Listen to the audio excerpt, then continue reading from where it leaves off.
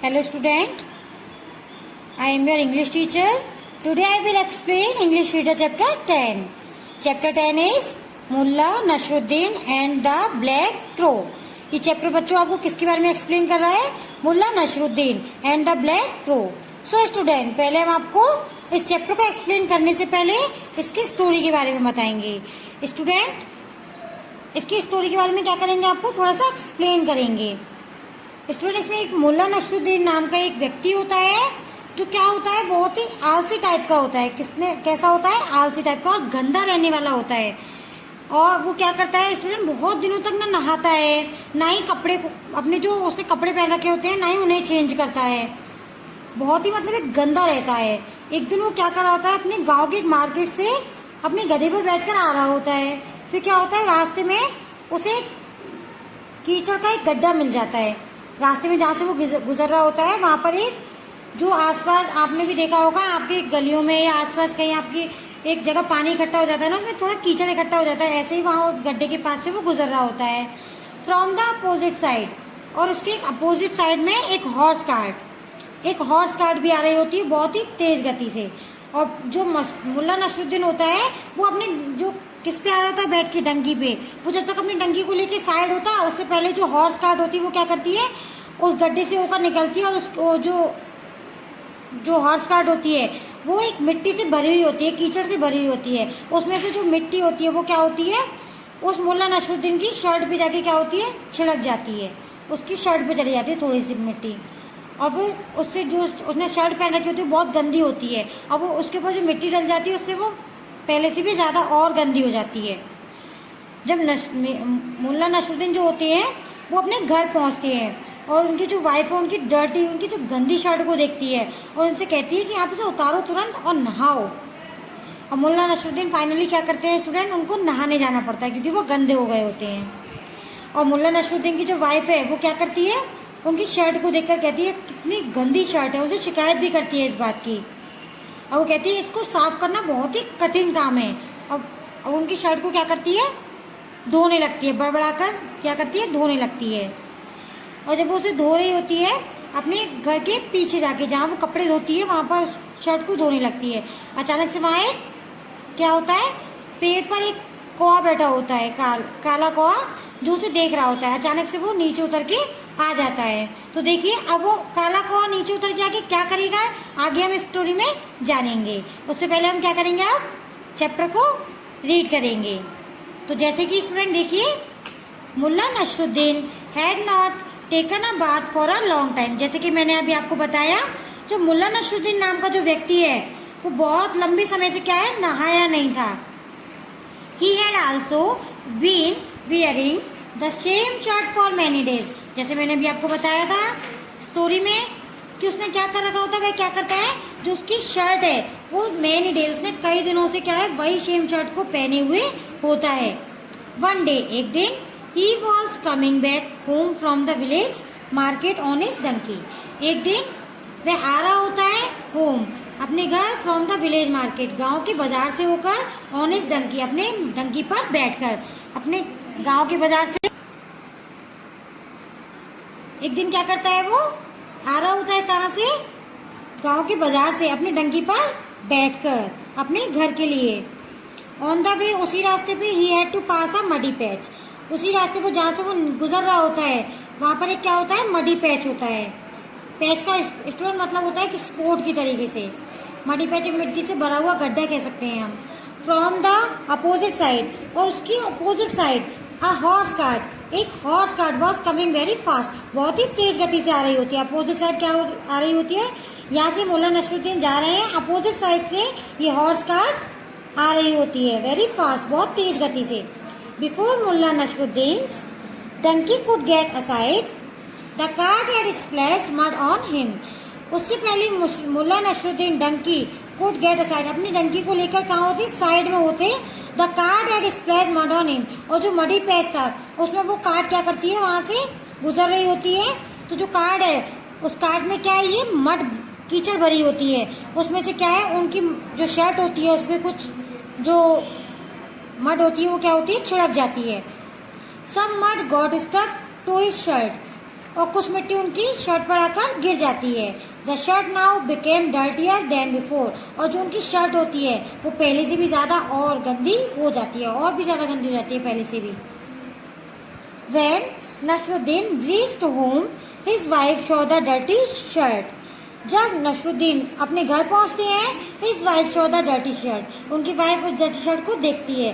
She asked him to take it off immediately and to take a bath. और उनकी जो wife होती है उनसे कहती है take it off immediately, इसे तुरंत उतार दीजिए, and to take a bath, और तुरंत नहाने जाइए। So finally Mulla went and took a bath, और जो मुल्ला नसरुद्दीन होते हैं फाइनली कहाँ चले जाते हैं, नहाने के लिए चले जाते हैं। Mulla Nasruddin wife took the shirt to the back of the house where she did her washing, और जो मुल्ला नसरुद्दीन की वाइफ होती है वो शर्ट को लेकर to the back of a house, वो घर के पीछे where she did her washing, उसे धोने के लिए चली जाती है। जहाँ पर वो कपड़े धोती है अपने घर के पीछे, वहां उसे लेकर शर्ट को लेकर धोने के लिए चली जाती है। When she looked at the shirt, जब वो शर्ट को देखती है, she grumbled, शिकायत करती है मतलब बड़बड़ाती है। How dirty the shirt is it? How dirty the shirt is it? कितनी गंदी शर्ट है। Will be so difficult to wash it clean, और इसको धोकर साफ करना बहुत ही क्या है, डिफिकल्ट है, मतलब कठिन है। She rubbed the shirt with soap, और जो शर्ट को क्या करती है, सोप से रगड़ने लगती है। Then she kept the soap by her side and started beating the shirt with a thick stick. Then तब वे क्या करती हैं, वह रख देती हैं सोप को बाय हर साइड, साइड में, एंड स्टार्टेड, और शुरू कर देती हैं बीटिंग द शर्ट, शर्ट को पीटना, विद अ थिक स्टिक, एक थिक स्टिक से। जैसे कि आपने अपने घर में भी देखा होगा स्टूडेंट, आपकी मदर जब कोई गंदा या मोटा कपड़ा होता है तो उसे किसी डंडे से पीटती है, उसे साफ करती है ना, ऐसे ही यहाँ पे जो मुल्ला नसरुद्दीन की वाइफ थी उन्होंने एक डंडे से पीटना शुरू कर दिया शर्ट को, और किससे, मोटे स्टिक से पीटना शुरू कर दिया और उसे धोने लगी। As the shirt was so dirty, जैसे कि वो शर्ट बहुत गंदी थी, इट नीडेड, उसे जरूरत थी अ लॉट ऑफ रबिंग, बहुत ज्यादा रगड़ने की, एंड बीटिंग, पीटने की, before it could be really cleaned, जिससे पहले कि वो साफ ना हो जाए, उससे पहले उसे मतलब वो साफ ना हो उससे पहले उसे बहुत ज्यादा रबिंग की और बीटिंग की जरूरत थी, नीड थी। While she was busy beating the shirt, जब वह क्या थी, बिजी थी beating the shirt, शर्ट को बीट करने में, a black crow swooped down from the nearby tree and flew away with the soap cake. a black crow, तभी ये क्या होता है, काला कौआ, swooped down, नीचे उतरकर, from the nearby tree, पास के पेड़ से नीचे उतरकर, and flew away with the soap cake, फिर क्या करता है, एक काला कौआ नीचे उतरकर आता है पास के पेड़ से उतरकर, और वो सोप केक को लेकर क्या उड़ जाता है। At first she did not understand what had happen, at first पहले तो शी डिड नॉट अंडरस्टैंड, वे समझ नहीं पाती है वॉट हैड हैपन की क्या हुआ, बट लेकिन देन शी गॉट अप,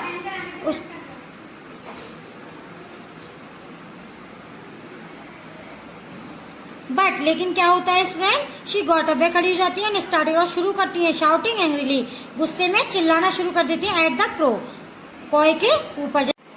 जैसे कि आप पिक्चर में देख सकते हैं स्टूडेंट, ये ब्लैक क्रो है जो सोप केक को लेकर उड़ गया है, और जो मुल्ला नसरुद्दीन की वाइफ है वो क्या कर रही है, गुस्से में उसके ऊपर चिल्ला रही है। She thought that if she would shout and flap her arms at the crow, वे क्या सोचती हैं, that if she would shout, अगर मैं चिल्लाऊंगी, एंड फ्लैप हर आर्म्स, और अपने हाथों को ऊपर की तरफ करूंगी, अपने हाथों को, एट द क्रो, तो क्रो की तरफ, इट वुड बी फ्राइटेनेड, इससे क्या होगा, जो कौआ है वो डर जाएगा, एंड वो ड्रॉप द सोप, और जो उसके पास सोप है उसे वो नीचे गिरा देगा, soap cake. But the crow, लेकिन जो कौआ होता है, did not get frightened at all, जो कौआ होता है वो बिल्कुल भी नहीं डरता है।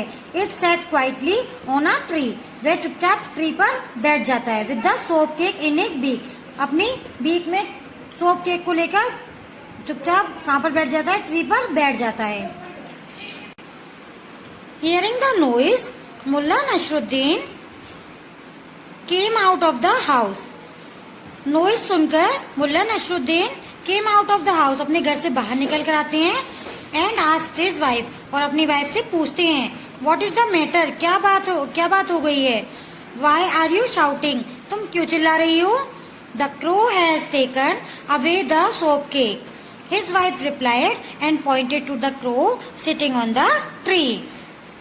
The crow has taken away the soap cake. जो क्रो है वो सोप केक को लेकर चला गया है. His wife replied. Mulla Nasruddin की वाइफ replied में आंसर मतलब उनको आंसर देती है and pointed और इशारा करते हुए to the crow sitting on the tree. जो पेड़ पर कौवा बैठा था उसकी तरफ इशारा करते हुए मुल्ला नसरुद्दीन को रिप्लाई करती हैं.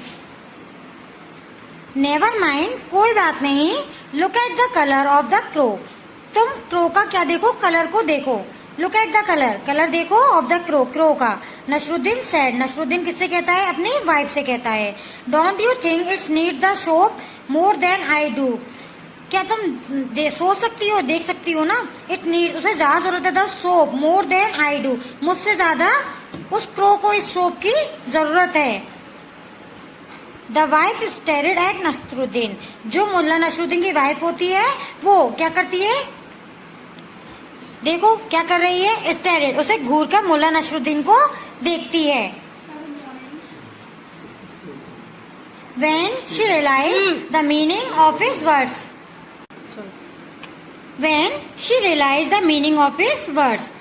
जब उसकी वाइफ उसे घूर कर देखती है तब, जब she realise the meaning of his words, उसे अपने वर्ड्स का मीनिंग क्या होता है? रियलाइज हो जाता है. उसे अपने शब्दों का मीनिंग जो होता है मतलब समझ में आने लगता है. शी स्माइल्ड, वह मुस्कुराती है. And all continued to rinse the shirt with water. और शुरू कर देती है to rinse the shirt with water. Water में शर्ट को, वो पानी में शर्ट को क्या कर देती है? रिंस. रिंस का मतलब होता है खंगालना या निचोड़ना. उसमें पानी में शर्ट को निचोड़ने लगती है. बट लेकिन प्लीज कीप अ वॉच. लेकिन कृपया क्या तुम देख सकते हो? See that the crow does not steal any piece of cloth. Nasruddin अपनी वाइफ से कहता है कीप अ वॉच. क्या तुमने देखा? See that the crow does not steal any piece of cloth. कि जो क्रो है उसने किसी कपड़े का टुकड़ा नहीं चुराया. टू हाइड इट्स कलर, अपने कलर को छुपाने के लिए उसने किसी कपड़े को टुकड़ों को नहीं चुराया. Nasruddin warned his wife. Nasruddin अपनी वाइफ को चेतावनी देते हुए कहता है. सो स्टूडेंट्स, हम नेक्स्ट इसके चैप्टर 10 के वर्ड मीनिंग, मेक सेंटेंस और क्वेश्चन आंसर के बारे में पढ़ेंगे. Chapter 10 word meaning. First word is splashed, meaning spattered. Second word is grumbled, meaning complained. Third word is swooped down, meaning came down. Fourth word is frightened, meaning afraid. Fifth word is dirtier, meaning unwashed. Next point है student, make sentences. First word is splashed. Make sentence. The car splashed mud on him. Second word is grumbled. Make sentence. The teacher grumbled the parents. Third word is rubbed. Make sentence. She rubbed the shirt with soap. Fourth word is angrily. Make sentence. Nasruddin wife shouting angrily at the crow. Next point पे आगे बढ़ेंगे student. Question answer को read करेंगे अब हम. First question is how did Mulla Nasruddin shirts become dirtier? Answer is Mullah Nasruddin's shirt become dirtier because he had also been wearing the same shirt for many days. Second question is what did Mullah Nasruddin's wife ask him to do when he reached home? Answer is Mullah Nasruddin wives asked him to take his shirt off and to take bath when he reached home. Third question is why did Mullah Nasruddin wife start shouting angrily at the crow? Answer is Mullah Nasruddin's wife started shouting angrily at the crow because a black crow came down and flew away with the soap cake. Next question is, why did Mullah Nasruddin's wife smile at his answer? Answer is, Mullah Nasruddin's wife smiled at his answer because when she realized the meaning of his words. अब हम students आगे बढ़ेंगे, book exercise को fill करेंगे. Next point देखिए students, fill in the blanks. First, the car dashed mud on Mulla Nasruddin. Answer is splashed. Second, when Nasruddin reached home, his wife showed the dash shirt. Answer is dirty. Third, she started dash the shirt with a thick stick. Answer is beating. Fourth, the crow did not get dash at all. Answer is frightened. Next point पे आगे बढ़ते हैं students. Complete the following game of I Spy using an appropriate noun with an apostrophe. As one is done for you, remember that the apostrophe is used with as to give the meaning belongs to. Students, यहाँ पर आपको appropriate noun दे रखे हैं. इनको आपको क्या करना है, apostrophe का क्या करना है, एस उसका साइन लगाना है apostrophe का. One is done for you, जिसमें से कि आपको वन एक पूरा करके दे रखा है. जैसे कि यहाँ पर आप देख सकते हैं, I spy a treasure, it belongs to a pirate, it is dash treasure. तो देखो यहाँ पे पायरेट की जगह हमने एश लगा दिया, एपोस्ट्रोफी का साइन लगा दिया, पायरेट्स हो गया ये. नेक्स्ट आप देखेंगे, I spy a crown, it belongs to a king, it is dash crown. यहाँ पे हमने एपोस्ट्रोफी का साइन लगाया, किंग्स हो गया. I spy a castle, it belongs to a prince, it is dash castle, prince, prince. हमने apostrophe का sign लगा दिया. I spy a cradle, it belongs to a baby, it is dash cradle, babies. हमने S का वो लगा दिया apostrophe sign. I spy a flag, it belongs to our country, it is our dash flag, countries. हमने apostrophe का sign लगा दिया S लगाकर. I spy a ship, it belongs to Captain Cook, it is dash ship, Captain Cook's. Apostrophe का sign लगा दिया S लगाकर. Next point पे आगे बढ़ते हैं student. We do a lot of things in summer. आप बहुत सारी चीजें करते होंगे समर में, हम बहुत सारी चीजें करते हैं. Complete this crossword and fill in the blanks with the appropriate words. आपको ये जो दे रखे हैं क्रॉसवर्ड को क्या करना है, फिल करना है, और ब्लैंक्स को. तो स्टूडेंट, यहाँ पे हम वर्ड लिखेंगे, यहाँ आपको नंबर्स दे रखे हैं, उसके अकॉर्डिंग आपको ये क्रॉसवर्ड को क्या करना है, फिल करना है. जैसे कि आपको थर्ड, प्ले क्या है, goal, have a break, paddle a boat, plant some flower. 7, go for a swim, catch a fish, sleep in a tent, fly a kite. जैसे कि आपको यहाँ दे रखा है, देखो 3 थर्ड नंबर पे दे रखा है प्ले गोल. तो यहाँ थर्ड नंबर कहाँ दे रखा है, यहाँ पर. तो हम इसमें फिल कर दिया GOLF गोल. देखिए जैसे कि यहाँ पे दे रखा है ना, फर्स्ट वर्ड ब्रेक, हमने यहाँ फर्स्ट वर्ड ब्रेक फिल किया था. सेकेंड वर्ड फ्लावर, यहाँ पे फ्लावर हमने फिल कर दिया. ऐसे ही आपको इन वर्ड्स को देख के क्या करना है, क्रॉसवर्ड को फिल करना है. नेक्स्ट पॉइंट पे आगे बढ़ते हैं students. Right the opposite of the followings. Student, यहाँ पे आपको अपोजिट वर्ड लिखने हैं. इससे पहले भी आप अपनी नेक्स्ट प्रीवियस क्लास में क्या सीख चुके होंगे ना, अपोजिट वर्ड ऐसे यहाँ पर फिल करने हैं आपको. फर्स्ट है morning, opposite word evening. Second warm, opposite word cool. Third hard, opposite word soft.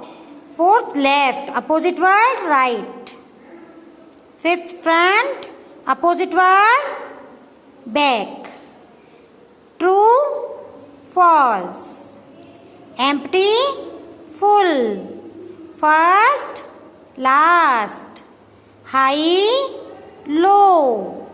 King, queen.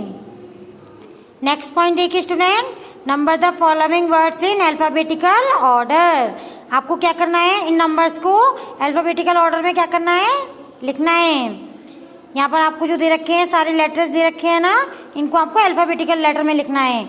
जैसे कि हमने फर्स्ट लिखा angel, second fire, third flower, fourth forest, fifth grass, sixth word is hurry, seventh word is hungry, eighth word is letter, ninth word is man, 10th word is moon, 11th word is morning, 12th word is water. Next point देखिए students, add ly to the following words. You may have to change the spellings. आपको इन spellings में क्या करना है, ly words को add करना है, जिससे कि आपकी स्पेलिंग क्या है, चेंज हो जाएगी। Heavy heavily, happy happily, soft softly, noise noisily, polite politely, rough रफली, lucky luckily, brave bravely, careful carefully, easy easily. ऐसे स्टूडेंट आपको क्या करना है, अपनी इस बुक एक्सरसाइज को फिल करना है और इस चैप्टर को आपको आगे फिर से एक बार रिवाइज करके अच्छे से रीड करना है, जिससे कि आपके प्रॉपर समझ में आ जाएगा। Students, now chapter 10 is completed. So students, thank you.